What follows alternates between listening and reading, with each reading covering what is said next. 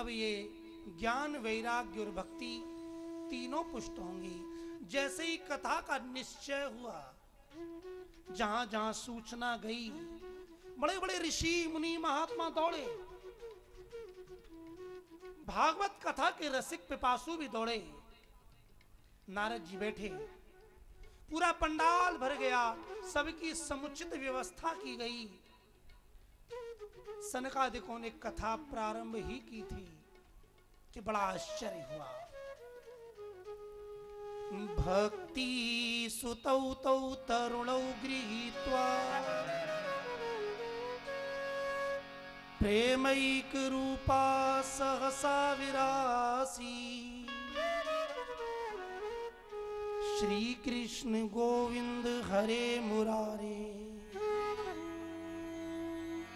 नाथेति नामानि मुहुर्वदन्ति। भक्ति सुतौ तौ तरुणौ गृहीत्वा, तौ सुतौ गृहीत्वा, उन दोनों पुत्रों को अपने साथ में लेकर भक्ति महारानी उस कथा के मंडप में, जहां श्रीमद् भागवत की कथा चल रही थी, उनके बीच में प्रकट हो गई। बोलिए भागवत भगवान श्री सुखदेव जी महाराज की जय, भक्ति महारानी की, कृष्ण कन्हैया लाल की जय जय श्री राम। सभी को बड़ा आश्चर्य हुआ।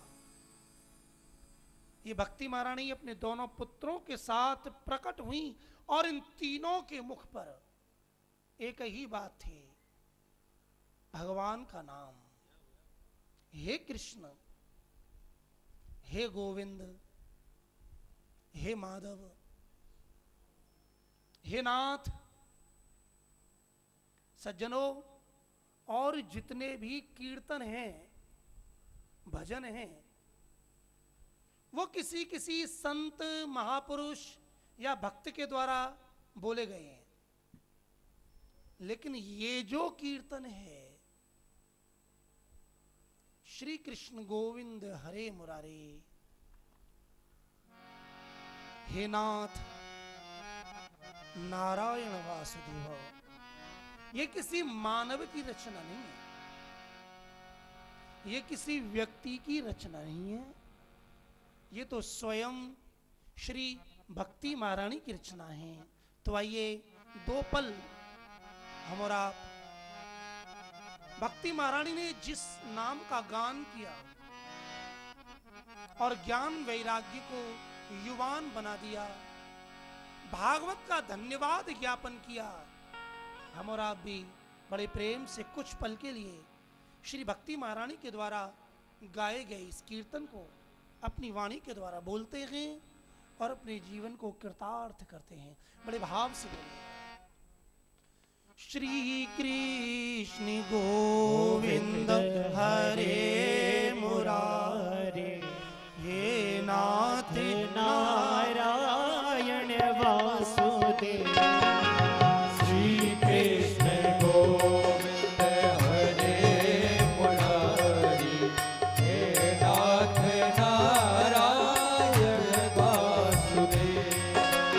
श्री कृष्ण गोविंद हरे मुरारे, हे नाथ नारायण वासुदेव। श्री कृष्ण गोविंद हरे मुरारी, हे नाथ नारायण वासुदेव।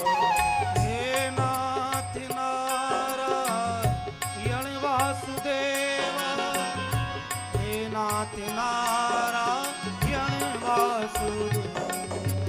हे नाथ नारायण वासुदेव, हे नाथ नारायण वासुदेव। हे नाथ नारायण वासुदेव, हे नाथ नारायण वासुदेव। हे नाथ नारायण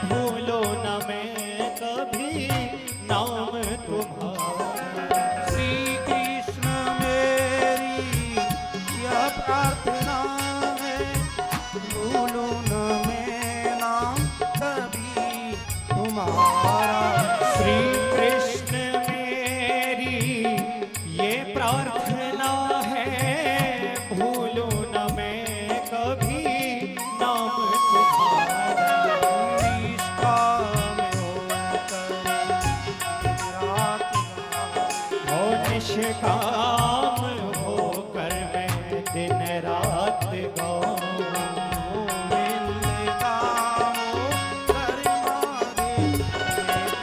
श्री कृष्ण गोविंद हरे मुरारी, हे नाथ नारायण वासुदेव। हे नाथ नारायण वासुदेव,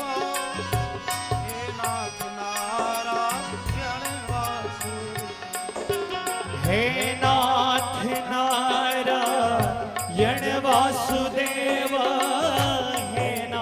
नारायण वासुदेव।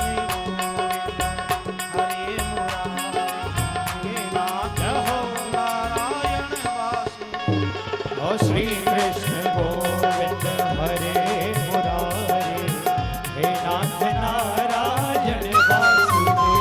हे नाथ नारायण वासुदेव, हे नाथ नारायण वासुदेव। हे नाथ नारायण वासुदेव, हे नाथ नारायण वासुदेव।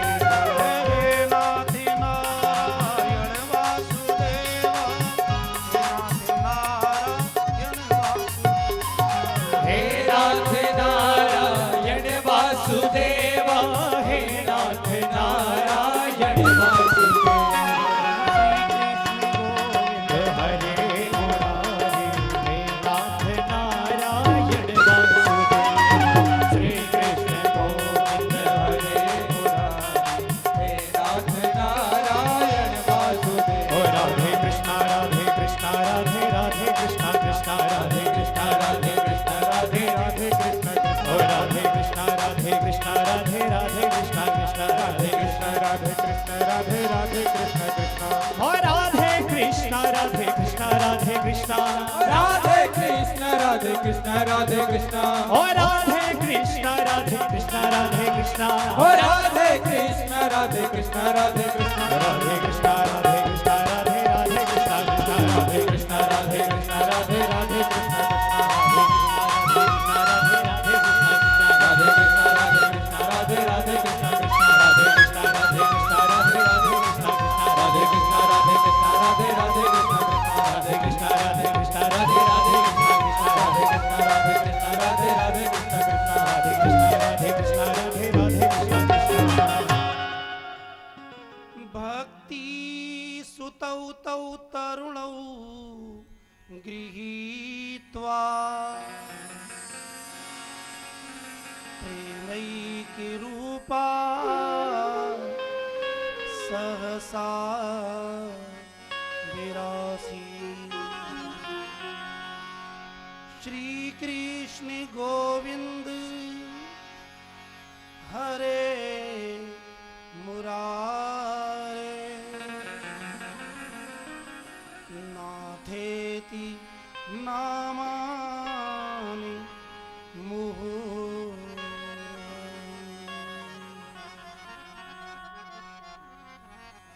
भक्ति महारानी को देखकर सबने आश्चर्य किया, पूछा कहां से प्रकट हुई? तो बताया ये जो श्रीमद् भागवत है, भागवत के श्लोक हैं, उसकी व्याख्या है, उसमें से ही ये भक्ति महारानी प्रकट हुई है। भक्ति महारानी ने पूछा मैं कहां बैठूं? स्थान बताया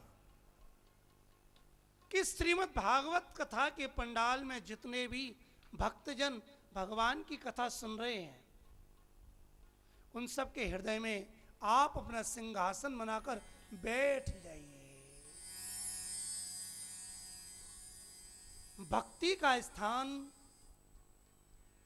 भगवान का स्थान, गुरु का स्थान और भक्त का स्थान हृदय में ही होता है। सज्जनों, ये कथा हमारा बार बार सुनते हैं, लेकिन कथा को विस्तार न देते हुए मैं आपका ध्यान इस कथा के अभिप्राय पर ले जाना चाहता हूं। भक्ति कौन है? भक्ति किसी स्त्री का नाम नहीं है। भक्ति शब्द भज सेवायाम धातु से बनता है। भज माने सेवा, और इक्तिन जो प्रत्यय है उसका मतलब प्रेम। इसका सीधा सा मतलब है कि भगवान की प्रेम पूर्वक सेवा को भक्ति कहते हैं। भक्ति शब्द का अर्थ है भगवान की प्रेम पूर्वक सेवा। अब भक्ति का जन्म कहां होता है? द्रविड़ देश में। श्रीमद् भागवत में जितनी भी कथा कही गई हैं, उन सभी का अभिप्राय है जो कथा बाहर है वही कथा हमारे अंदर भी है। द्रविड़ माने द्रवीभूत स्थान। भक्ति का जन्म कोमल हृदय में ही होता है। जिसका हृदय कोमल है, द्रवीभूत है, कठोर नहीं, कोमल है, उसी कोमल हृदय में भक्ति का जन्म होता है। उत्पन्ना द्रविड़ेशाहम। भक्ति पैदा तो होती है कोमल हृदय में, लेकिन बड़ी कहां होती है? वृद्धिम कर्णाटके तथा। कर्णाटक माने कर्ण, कर्ण माने कान। भक्ति हमारे हृदय में हो, लेकिन वो बढ़ेगी तब ही जब हम अपनी कर्ण माने कानों के द्वारा संतों की वाणी को, सत्संग को, भगवान की कथा को सुनेंगे। इसका मतलब है वृद्धिम कर्णाटक। कर्णाटक में जाकर बड़ी हुई।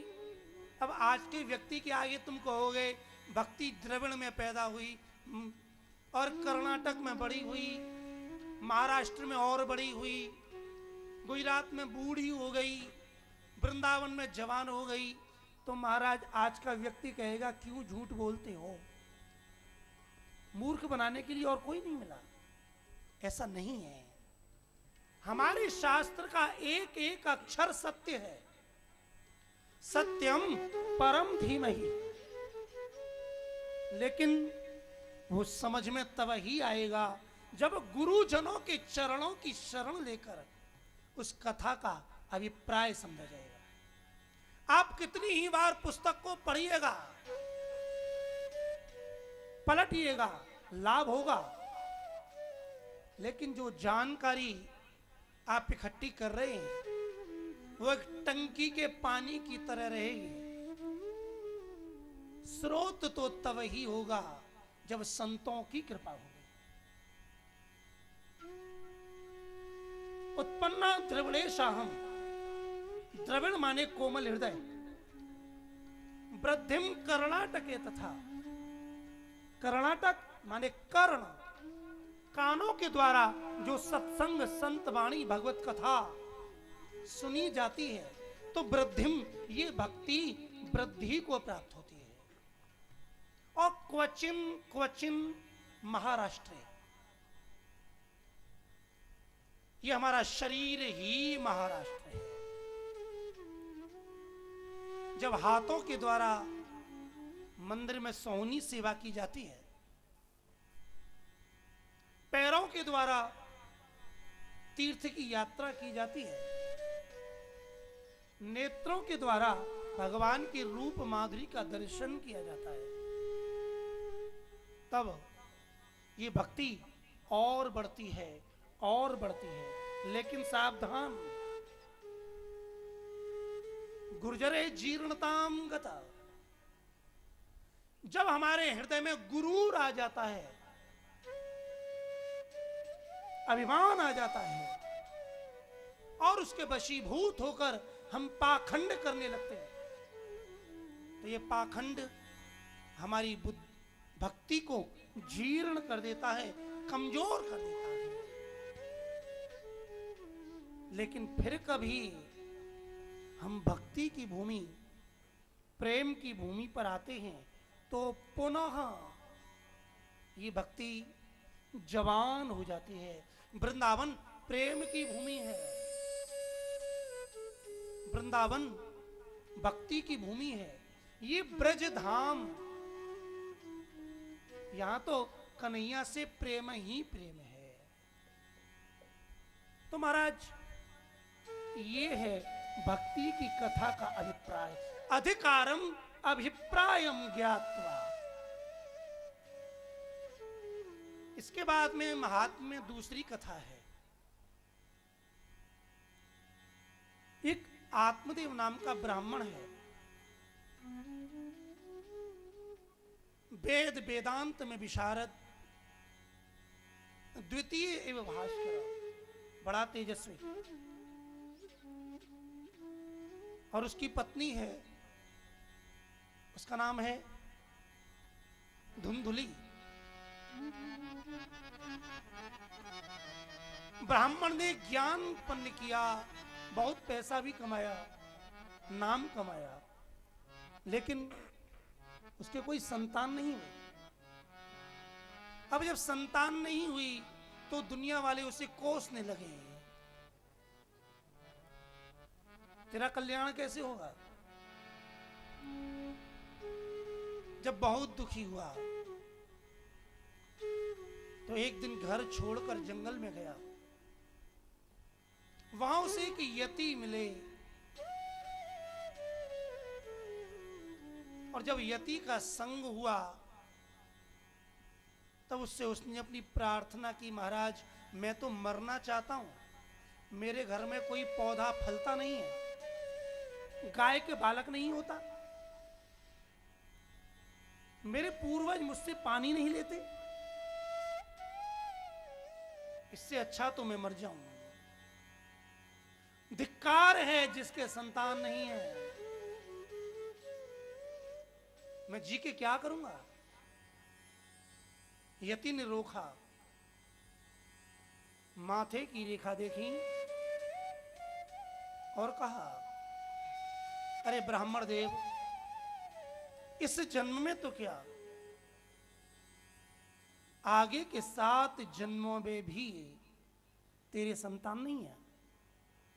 जैसे ही यति ने ये कहा, ब्राह्मण पहचान गए कि जो माथे की रेखा पढ़ सकता है वो कितना ज्ञानी है। बोले महाराज, यदि मेरे भाग्य में पुत्र नहीं है तो आप मुझे अपने भाग्य से ही संतान दे दो। कभी कभी जो वस्तु अपने भाग्य में ना हो वो गुरु की कृपा से, संत की कृपा से हमें प्राप्त हो जाती है। और यदि नहीं देते हो तो मैं अभी तुम्हारे आगे अपने प्राणों को त्याग दूंगा। अब यति संकट में पड़ गए। यदि ब्राह्मण अपने प्राणों को छोड़ देता है तो यति को भी ब्रह्म हत्या देखने का अपराध लगेगा। अब संतों के पास क्या है महाराज, उन्होंने अपने झोले में से एक फल निकाला और फल उस ब्राह्मण को दिया और कहा, ब्राह्मण देवता अपने घर में जाना, अपनी पत्नी को यह फल खिला।